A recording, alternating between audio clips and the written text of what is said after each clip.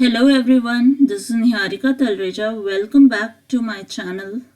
And in today's video, we will be doing the question answers of Julius Caesar's first act, first scene.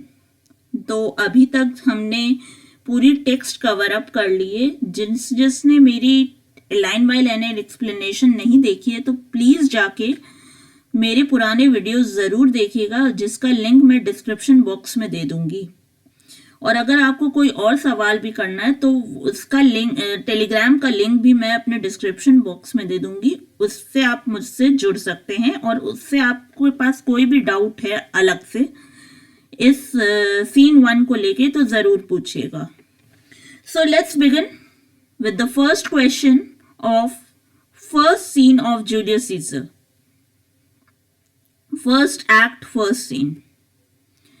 सो पहला question क्या आ रहा है, देखिए.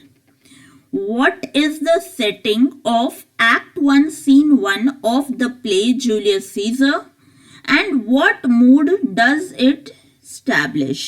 अब हमने देखा कि फर्स्ट एक्ट फर्स्ट सीन कहाँ पे हुआ था. अगर आपको याद हो तो वो हुआ था रोम की स्ट्रीट पे. और लोग, क्या माहौल था वहां पे? फेस्टिविटी का माहौल था, सेलिब्रेशन का माहौल था. और क्यों सेलिब्रेशन था वो भी मैंने आपको बताया था कि फीस्ट ऑफ ल्यूप्रिकल वहां चल रही थी.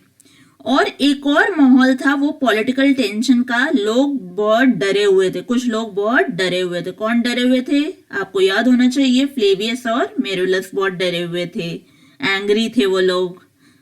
और मैंने आपको बताया था क्यों एंग्री थे, क्योंकि सीजर जो है वो लौट रहा था और इन लोगों पे ये फ्लेवियस और मेरुलस गुस्सा कर रहे थे.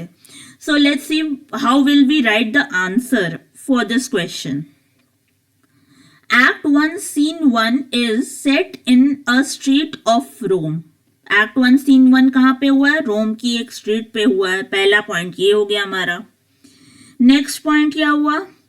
The scene establishes the mood of festivity. मतलब ये जो सीन है वो कहाँ, कैसे मूड में हो रहा है? फेस्टिविटी के माहौल में हो रहा है. लोग सेलिब्रेट कर रहे हैं, फेस्टिविटी है, फेस्टिवल मनाया जा रहा है. The day is the feast of Lupercal, god of fertility. मतलब ये फीस्ट ऑफ ल्यूप्रिकल है और ये किस चीज का त्योहार है? गॉड ऑफ फर्टिलिटी का त्योहार है ये. एज वेल एज, साथ ही साथ, victory of Caesar over Pompey सन. मतलब साथ ही साथ लोग किस लिए खुश थे? क्योंकि सीजर लौट रहा था. कहां से लौट रहा था? पॉम्पे के सन्स को हरा के लौट रहा था. और साइड बाय साइड, अब क्योंकि देखिए एक से दूसरी चीज जुड़ती चली जा रही है. सीजर जब लौटेगा तो लोग तो बहुत खुश हैं. फेस्टिविटी का बात हम लोग ने बता दी, खुश हैं क्योंकि वो जीत गया है, इसके लिए भी बड़ा खुश हैं सब. साथ ही साथ it makes one feel the sense of political tension. Political tension भी है लोगों के मन में. क्यों टेंशन है? क्योंकि सीजर लौट रहा है और लोगों को डर भी है कि सीजर पावरफुल हो जाएगा. So side by side it makes one feel the sense of political tension. एक पॉलिटिकल टेंशन है, राजनीतिक टेंशन है सबके मन में कि सत्ता किस तरफ जा रही है, जैसे आज भी होता है ना, वही चीज. तो पॉलिटिकल टेंशन है. तो ये 4-5 पॉइंट के आप लोग मेन चीजें अंडरलाइन कर लीजिएगा कि एक्ट 1 सीन 1 कहाँ है? Street of Rome. तो वो अंडरलाइन कर लीजिए, स्ट्रीट ऑफ रोम में पहला सीन. नेक्स्ट आप क्या करेंगे? मूड कैसा है? मूड ऑफ फेस्टिविटी है. फिर आप लोग क्या अंडरलाइन करेंगे? Feast of Lupercal, god of fertility. फिर victory of Caesar over Pompey son. फिर लास्ट में आप क्या अंडरलाइन करेंगे? Sense feel the sense of political tension. तो ये चीज आपका आंसर कंप्लीट कर देगी. चारों चीजें आ गई मतलब एक साथ. सो ये पॉइंट्स मैंने अंडरलाइन सिर्फ इसलिए कराए कि आपको पता रहे कि आपको क्या फैक्ट्स लिखने हैं. बाकी लैंग्वेज आप लोग ये भी लिख सकते हैं और अगर आप लैंग्वेज आराम से बना सकते हैं तो यू गो अहेड. अगर आपको मुझसे डाउट है उस लैंग्वेज को लेके, अगर आपको पूछना है तो मैं फिर से कह रही हूँ, आप मुझसे जुड़ सकते हैं टेलीग्राम के थ्रू। मैं आपको बता दूंगी कि किस तरह से आपको इस आंसर को डील करना है। Next, describe the behavior of commoners in the scene and analyze their attitude towards Caesar। अब हमें क्या क्या करना है, हमें ये बताना है कि लोगों का एटीट्यूड किस तरह का है, इस सीन में बिहेवियर कैसा हो रहा है लोगों का, और क्या चीज समझनी है, एनालाइज करके लिखनी है। उनका एटीट्यूड किसकी तरफ, सीजर की तरफ। तो आपके दिमाग में दोनों चीजें आनी चाहिए, सीजर को सब प्यार भी करते हैं और साथ ही साथ क्या है, चले भी गए हैं। क्यों चले गए हैं, क्योंकि मेरिलस और फ्लेवियस ने उनको डांट दिया था। क्यों डांटा था, क्योंकि उनको गिल्टी महसूस कराया गया था, उनको महसूस करवाया गया था कि वो जो कर रहे हैं वो गलत कर रहे हैं। तो let's see how will we write the answer. The commoners support and love Caesar. Commoners क्या करते हैं, सिटीजन्स क्या कर रहे हैं, सपोर्ट भी करते हैं और लव भी करते हैं। किसको लव करते हैं, सीजर को। सपोर्ट किसको करते हैं, सीजर को। They are happy and rejoicing his victory. वो हैप्पी हैं, खुश हैं, और क्या कर रहे हैं, वो खुशियां मना रहे हैं। किस लिए खुशियां मना रहे हैं, क्योंकि सीजर की विक्ट्री हो गई है, तो वो लौट रहा है, तो उसी बात की खुशियां मना रहे हैं। एट द सेम टाइम, साथ ही साथ, they get easily influenced by rhetoric. मतलब ये वो लोग आसानी से उनको बरगलाया जा सकता है। कैसे बरगलाया जा सकता है, बातों से।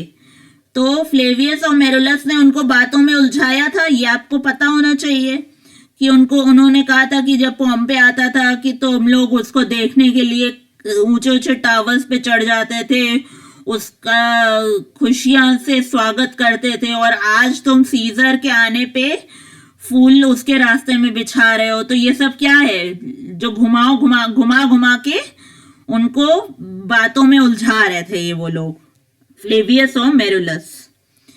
दिस प्रूव्स, ये क्या प्रूव करता है, that they are fickle minded. किनको कहा जा रहा है, दे, यहां पे दे कहा जा रहा है कॉमनर्स को। कॉमनर्स क्या है, फिकल माइंडेड है। तो फिकल माइंडेड क्या, उनकी लॉयल्टी, उनकी वफादारी हर वक्त चेंज होती रहती है। वो स्थिर नहीं है, अस्थिर है अपनी सोच में। उनको आसानी से बरगलाया जा सकता है, उनको किसी भी तरीके से घुमाया जा सकता है।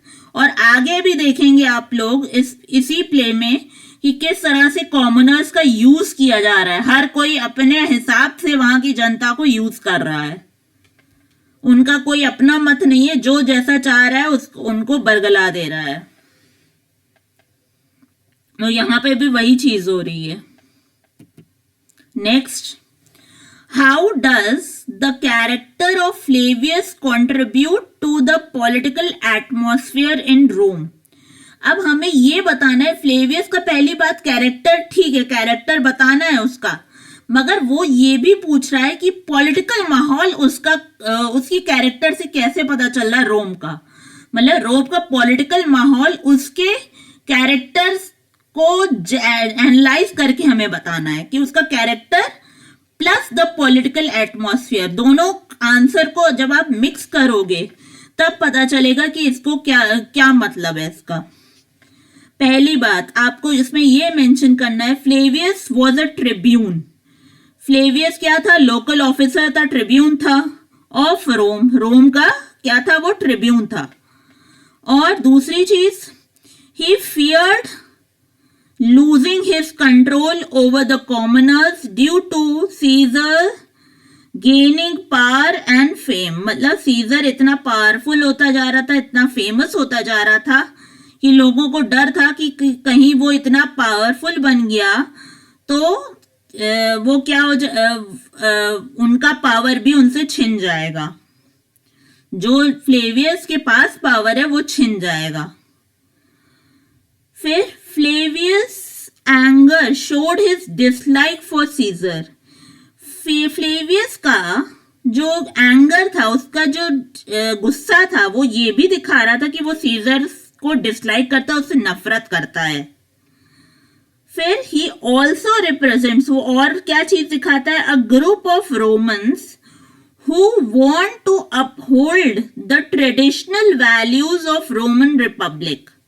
मतलब देखिए, आपको ये चीज समझनी होगी कि रोम में लोकल लेवल पे डेमोक्रेसी थी, मतलब लोग वहां के इलेक्ट करते थे ट्रिब्यून्स को, वहां के लोकल ऑफिसर्स को इलेक्ट किया जाता था।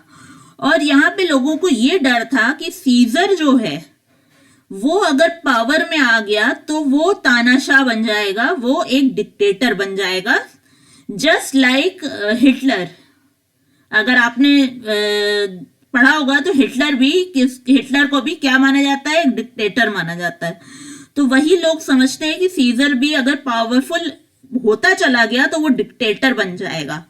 तो वो लोग क्या करते थे, वहां पे क्या था, रिपब्लिक टाइप की गवर्नमेंट थी, मतलब लोग वहां पे एक लोकल ऑफिसर्स को चुनते थे। तो वही चीज वो कह रहा है कि ही ऑल्सो रिप्रेजेंट, फ्लेवियस क्या रिप्रेजेंट करता है, अ ग्रुप ऑफ रोमन्स, एक ऐसा ग्रुप जो रोम का, जो कि uphold the traditional values of Roman Republic, मतलब कि वो ये रिप्रेजेंट करता है कि वो वहां का चुना हुआ व्यक्ति है, Roman Republic, traditional values of Roman Republic.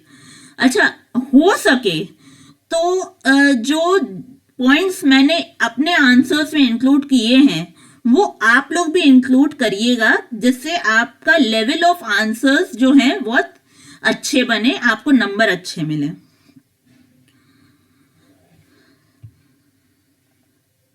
Next, अच्छा हाँ, एक और चीज, जो मैंने ब्रैकेट में जो कुछ हार्ड वर्ड्स हैं उसके मीनिंग लिखे हुए हैं, वो मीनिंग केवल आपके समझने के लिए है, आप आंसर्स में मत लिखिएगा उसको। Next,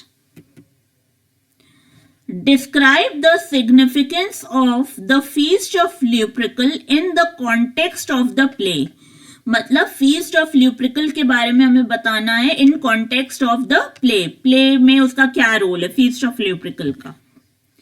the scene is set in the backdrop of the feast of Lupercal, मतलब ये जो सीन, जो कुछ भी चल रहा है वो दिखा रहा है कि एक वहां पे लोग फेस्टिविटी मना रहे हैं। तो कौन सा फेस्टिवल चल रहा है, फीस्ट ऑफ ल्यूप्रिकल। तो ये पहला जो पॉइंट है वो यही चीज कह रहा है कि the scene is set in the backdrop of the feast of Lupercal. Next, it shows the love and respect for Caesar in the hearts of the citizens of Rome, मतलब कि लोगों के दिल में सीजर के लिए बहुत प्यार भी है और उसके लिए बहुत इज्जत भी है। नेक्स्ट, इन कॉन्ट्रास्ट, मतलब इसी के विपरीत, इसके ऑपोजिट जो है, इट ऑल्सो हाईलाइट्स, वो क्या चीज दिखा रहा है, द एटमोस्फियर ऑफ फियर, मतलब एक डर का माहौल अमंग द लोकल ऑफिशियल्स, मतलब जो ट्रिब्यून्स, लोकल ऑफिसर्स का मतलब यहाँ पे जो ट्रिब्यून्स हैं वहां के, जो लोकल ऑफिसर्स हैं वहां के, उनके मन में डर है। क्या डर है, the victory of Caesar and his growing fame, मतलब सीजर की जो जीत है और उसकी जो फेमस जो वो होता जा रहा है, जो पावरफुल होता जा रहा है, may turn him into a tyrant, वो चीज उसको वो चीज क्या उनको उसको टायरेंट बना सकती है, उसको एक डिक्टेटर, एक बहुत ही बड़ा तानाशाह बना सकती है। वो किसी की बात नहीं सुनेगा, वो सारे फैसले खुद लेने लगेगा। डिक्टेटर की क्वालिटी ये होती है कि वो किसी से कोई राय नहीं लेता, जो वो चाहता है वो करता है। राजा फिर भी लोगों से राय लेगा, मगर एक तानाशाह जल्दी राय नहीं लेता है किसी से। एंड अ क्रूएल रूलर, मतलब वो एक निर्दयी रूलर बन जाएगा। तो ये चीज हो गई आपकी फोर्थ क्वेश्चन का answer. Next, explain the significance of Flavius statement These growing feathers plucked from Caesar's wing will make him fly an ordinary pitch. आपको याद होना चाहिए कि ये फ्लेवियस की लास्ट लाइंस थी, मतलब आखिरी में जो आखिरी का कुछ लास्ट फ्यू लाइंस में उसने ये स्टेटमेंट बोला था. ये आपको याद होना चाहिए कि ये स्टेटमेंट, कुछ स्टेटमेंट ऐसे होते हैं जो बहुत फेमस हो जाते हैं किसी प्ले के, जो कि हमें याद रखना बहुत जरूरी है. उन्हीं में से ये एक स्टेटमेंट है. These growing feathers plucked from Caesar's wing will make him fly an ordinary pitch. मैंने आपको बताया था कि ये क्या है, ये एक मेटाफर है. तो नेक्स्ट देखिए क्या है इसका आंसर. अच्छा, यहाँ पे फ्लेवियस की स्पेलिंग गलत हो गई है. आंसर में इसको चेक कर लीजिएगा, उसको सही कर लीजिएगा. Flavius is afraid with the growing fame of Caesar. मतलब फ्लेवियस किस चीज से डरा हुआ है? फ्लेवियस डरा हुआ है कि जो सीजर है वो बहुत ज्यादा फेमस होता जा रहा है. किस वजह से फेमस होता जा रहा है वो? क्योंकि वो जो है वो सबको हराता चला जा रहा है और इसी वजह से वो फेमस होता चला जा रहा है. मतलब सबको वॉर में, सबको बैटल में हरा रहा है वो, जिसकी वजह से वो फेमस होता जा रहा है. अरे वाह, कितना बढ़िया काम कर लिया सीजर ने. लोगों के मन में ये चल रहा है. तो इसी बात से फ्लेवियस डरा हुआ है. He is under the impression that with the new victory Caesar might become a tyrant. मतलब लोगों को ये इस बात का डर है कि उसको, मतलब फ्लेवियस को इस बात का डर है कि जो ये पावरफुल होता जा रहा है, जीत पे जीत हासिल करता जा रहा है, वो चीज सीजर को एक टायरेंट, एक बहुत ही क्रूअल तानाशाह बना देगी, क्रूअल डिक्टेटर बना देगी. Next, his statement shows that Caesar's uprising power may easily be toppled. मतलब सीजर को आसानी से उसके पावरफुल औहदे से हटाया जा सकता है, उसके सारे पावर्स छीने जा सकते हैं. यहाँ पे टॉपल्ड का मतलब कि उसको पावर से हटाया जा सकता है. और लास्ट लाइन क्या है? Caesar can be stopped from being a tyrant by some conspiracy against him. मतलब सीजर को कैसे हटाया जा सकता है इसके पावर से? उसके खिलाफ कोई साजिश करके. मतलब ये चीज, एक और चीज दर्शा रही है कि आने वाले सीन्स में हमें कुछ साजिशें देखने को मिलेंगी. मैंने आपको बताया था ये एक ट्रेजेडी और सीजर को मारा जाएगा, तो ये साजिश की तरफ इशारा कर रहा है. तो कॉन्स्पिरेसी अगेंस्ट हिम, इसी बात की बात हो रही है कि उसके खिलाफ कोई साजिश होगी जो कि उसके लिए घातक साबित होगी. So that's it for today. अगर आपको मेरा वीडियो पसंद आ रहा है तो प्लीज लाइक कीजिए, कमेंट कीजिए, शेयर करिए मेरा वीडियो अपने फ्रेंड्स के साथ. और अगर आपको कुछ और क्वेश्चंस पूछने हैं और पर्सनल लेवल पे, तो आप मेरे टेलीग्राम चैनल पे जुड़ सकते हैं, जिसका लिंक मैं डिस्क्रिप्शन बॉक्स में दे दूंगी. So feel free to comment and to share my video, and please hit the like button if you like my video. Thank you. That's it for today. And yes, one more thing, आप मेरे पुराने videos जरूर देखिएगा. Bye bye, take care.